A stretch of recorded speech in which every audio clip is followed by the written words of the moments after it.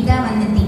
തൃപ്പലോരപ്പന്റെ തിരുസന്നിധിയിൽ പ്രതീക്ഷയുടെ തിരുനാളങ്ങളായും ആനന്ദത്തിന്റെ അലങ്കാര ദീപങ്ങളായും ഇരുട്ടിനെ അകറ്റി എങ്ങും ഐശ്വര്യത്തിന്റെയും ഒത്തൊരുമയുടെയും പ്രകാശം പരക്കുന്നു.